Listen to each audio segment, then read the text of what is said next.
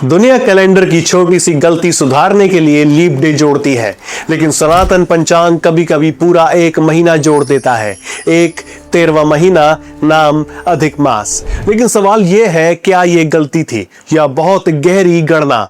उससे भी बड़ा सवाल, जिस महीने को कभी मलमास कहा गया वही पुरुषोत्तम मास कैसे बन गया? एक ही महीना कहीं मांगलिक कार्यों से दूर रखा गया और कहीं भगवान विष्णु श्री कृष्ण की भक्ति के लिए सबसे विशेष माना गया। ये विरोधाभास नहीं है, ये इसका रहस्य है, क्योंकि अधिक मास सिर्फ एक एक्स्ट्रा मंथ नहीं है, ये समय को संतुलित करने की सनातन व्यवस्था है। और शायद इसलिए ये विषय सिर्फ पंचांग का नहीं है, हमारे जीवन का भी है, क्योंकि जैसे समय असंतुलित होता है वैसे ही जीवन भी असंतुलित होता है, और जैसे पंचांग समय को फिर से संतुलित करता है वैसे ही मनुष्य को भी कभी कभी भीतर लौटकर खुद को संतुलित करना पड़ता है।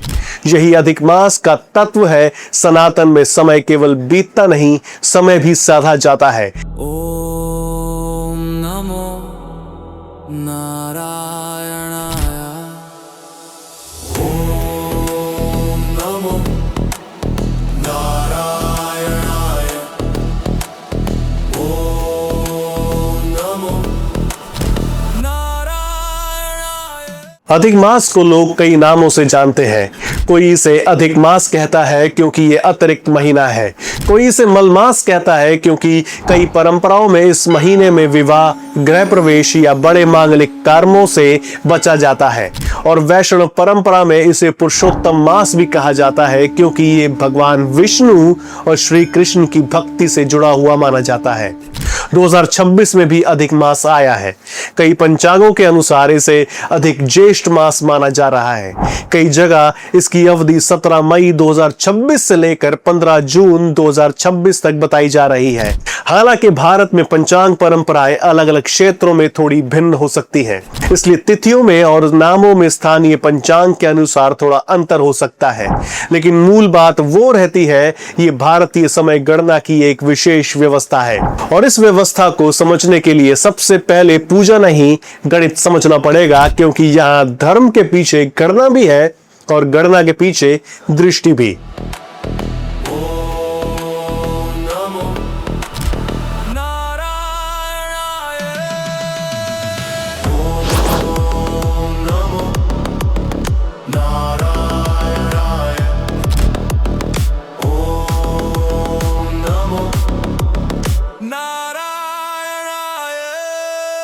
भारतीय पंचांग केवल सूर्य पर आधारित कैलेंडर नहीं है और केवल चंद्रमा पर आधारित कैलेंडर भी नहीं है। ये एक लूनी सोलर कैलेंडर है, यानी इसमें सूर्य और चंद्रमा दोनों की चाल को साथ रखने की कोशिश की गई। सूर्य हमें ऋतुओं से जोड़ता है, गर्मी कब आएगी, वर्षा कब आएगी, शरद कब आएगा, ठंड कब आएगी, ये सब सूर्य की गति से जुड़ा है। और चंद्रमा हमें तिथि, पक्ष, मास, पूर्णिमा, अमावस्या और व्रतों से जोड़ता है, यानी सूर्य बाहर की ऋतु बताता है और चंद्रमा भीतर की लय। भारतीय पंचांग ने ना सूर्य को छोड़ा ना चंद्रमा को, उसने दोनों को साथ रखने की कोशिश की, क्योंकि जीवन भी केवल बाहर की रोशनी नहीं है और ना ही केवल भीतर का मन। जीवन दोनों की लय है। तो चलिए अब असली लॉजिक समझिए। चंद्रमा के हिसाब से एक महीना लगभग 29.5 दिन का होता है, तो 12 चंद्र महीने मिलकर लगभग 354 दिन बनाते हैं, यानी चंद्र वर्ष लगभग 354 दिन का हुआ। लेकिन सूर्य के हिसाब से एक वर्ष लगभग 365 दिन का होता है, यानी सौर वर्ष लगभग 365 दिन का हुआ। अब देखिए अंतर, 365 दिन में से 354 दिन घटाइए, अंतर आता है लगभग 11 दिन, यानी हर साल चंद्रमा वाला कैलेंडर और सूर्य वाला कैलेंडर लगभग 11 दिन अलग हो जाते हैं। एक साल में यह अंतर छोटा लगता है, लेकिन 2 साल में यही अंतर लगभग 22 दिन का हो जाता है, और लगभग 32 से 33 महीने में, यानी करीब 2 साल 8 महीने में यह अंतर लगभग एक पूरे महीने के बराबर पहुंच जाता है। तब भारतीय पंचांग उस अंतर को इग्नोर नहीं करता, उसे छिपाता नहीं, उसे सुधारता है। और इसी करेक्शन के रूप में एक अतिरिक्त चंद्र महीना जोड़ दिया जाता है, यही है अधिक मास। इसलिए अधिक मास कोई फिक्स 3 साल बाद आने वाला महीना नहीं है। यह सामान्यतः लगभग 32 से 33 महीनों के बाद आता है, जब चंद्र वर्ष और सौर वर्ष के बीच का अंतर 1 महीने जितना हो जाता है, तब पंचांग कहता है अब समय को फिर से संतुलित करना होगा, और उस संतुलन का नाम है अधिक मास। इसलिए याद रखिए, अधिक मास कैलेंडर की गलती नहीं है, ये कैलेंडर की सबसे सुंदर करेक्शन है। अब जरा सोचिए, अगर ये करेक्शन ना हो तो क्या होगा। हर साल लगभग 11 दिन का अंतर बढ़ता जाएगा। धीरे धीरे हमारे पर्व अपनी ऋतु से दूर होते जाएंगे। सावन वर्षा की अनुभूति से दूर हो सकता है, कार्तिक दीपों की ऋतु से दूर हो सकता है, फागुन का रंग वसंत से अलग हो सकता है, और फिर पर्व केवल डेट्स बनकर रह जाएंगे। लेकिन सनातन में पर्व केवल डेट्स नहीं थे, वे अनुभव थे। सावन केवल एक महीना नहीं था, वो वर्षा की गंध, शिव स्मरण और प्रकृति की हरियाली का अनुभव था। कार्तिक केवल कैलेंडर का नाम नहीं था, वो दीप, शरद की शांति और भीतर की ज्योति का समय था।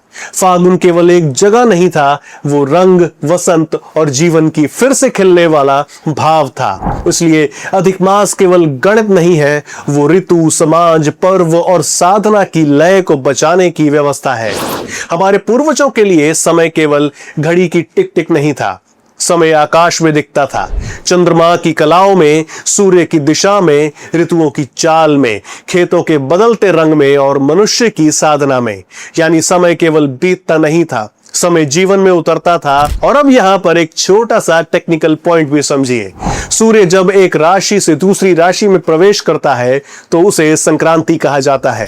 सामान्यतः हर चंद्रमास में सूर्य की कोई न कोई संक्रांति आती है, लेकिन जब एक पूरा चंद्रमास बीत जाए और उसके भीतर सूर्य की कोई नई संक्रांति ना आए तो वो महीना अधिक मास कहलाता है।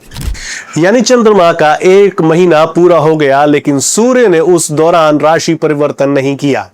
वहीं जन्म होता है अधिक मास का, और अधिक मास का नाम भी रैंडम नहीं होता, वो उस महीने से जुड़ता है जो उसके बाद आता है। जैसे अधिक ज्येष्ठ, अधिक आषाढ़, अधिक श्रावण। पहला महीना अधिक कहलाता है और उसके बाद आने वाला वही रेगुलर महीना कई परंपराओं में निज मास या शुद्ध मास कहलाता है। जैसे अधिक ज्येष्ठ के बाद निज ज्येष्ठ, उसका अर्थ यह है कि पहले वही नाम वाला अतिरिक्त महीना आता है और फिर वही सामान्य महीना अपनी रेगुलर स्थिति में आता है। यानी ये कोई कैजुअल जोड़ घटाव नहीं है, ये सूर्य, चंद्रमा और ऋतु के बीच संतुलन बनाने की सूक्ष्म व्यवस्था है।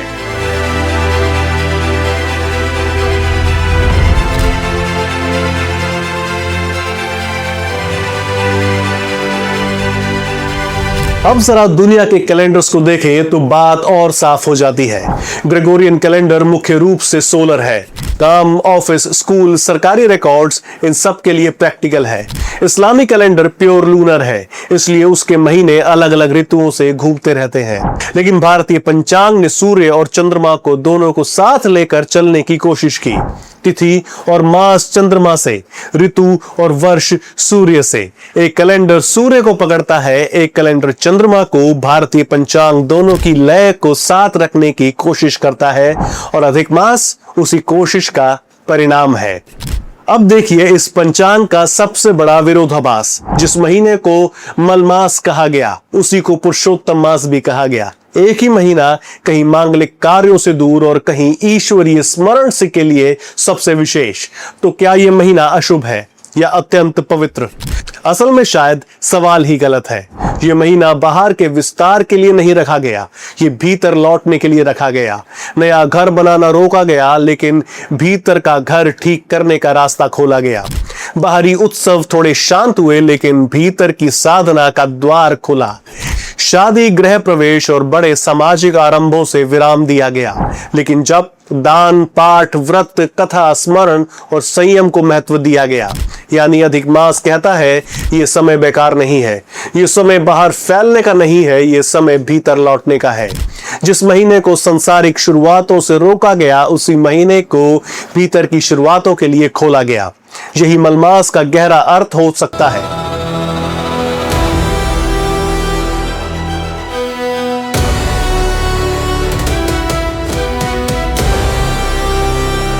तो चलिए आप समझते हैं पुरुषोत्तम मास की कथा को।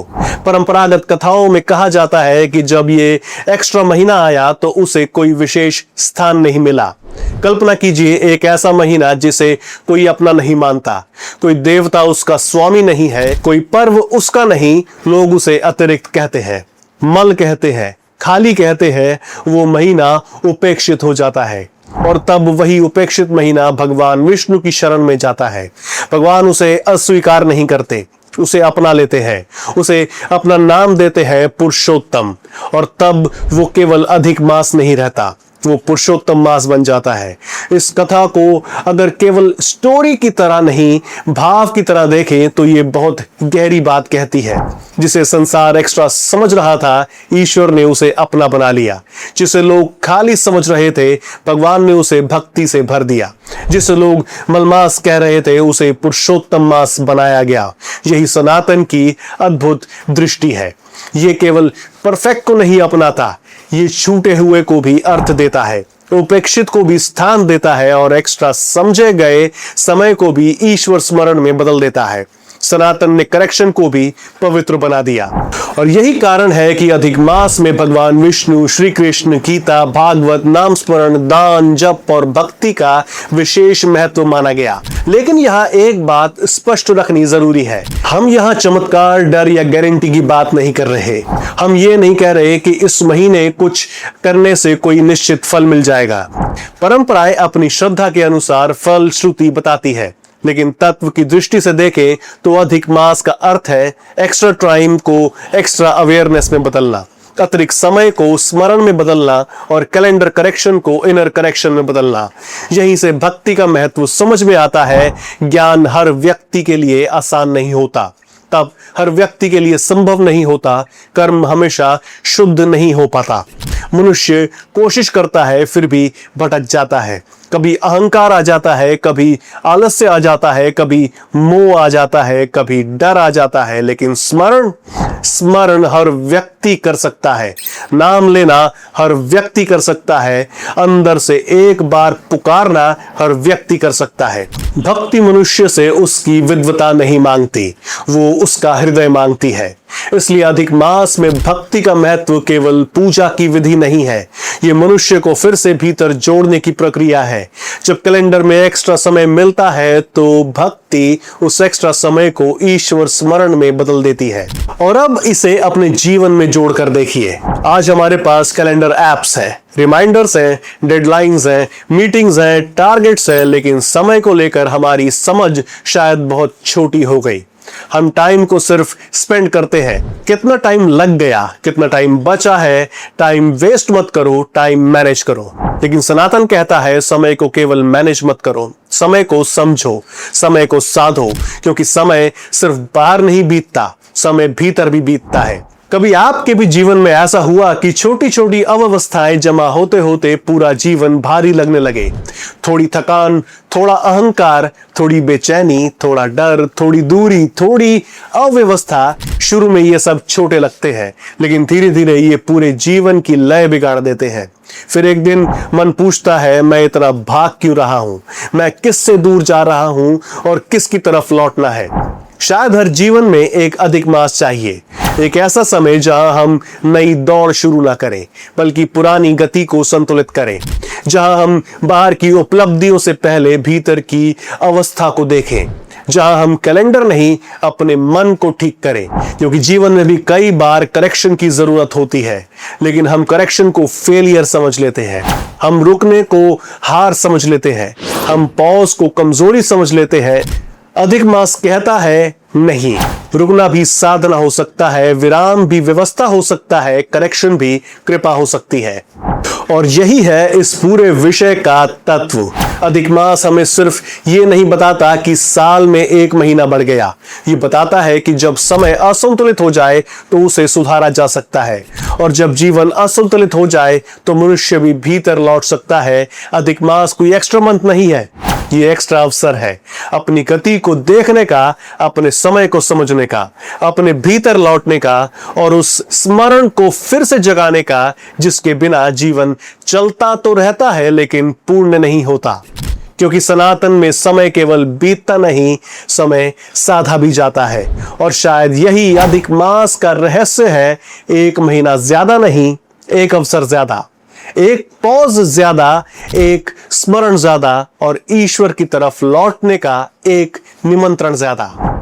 और इसी के साथ दोस्तों, मैं हूं तरुण और ये था तत्व, वो भी पंचांग के हिसाब से अधिक मास का। अगर वीडियो पसंद आई तो उसे लाइक करें, दोस्तों के साथ शेयर करें, हमें सपोर्ट करने के लिए। अगर आप भी मेरी तरह सच्चे सनातनी हैं तो इस चैनल को अभी के अभी सब्सक्राइब कर लें। अगली बार तक के लिए नमस्कार।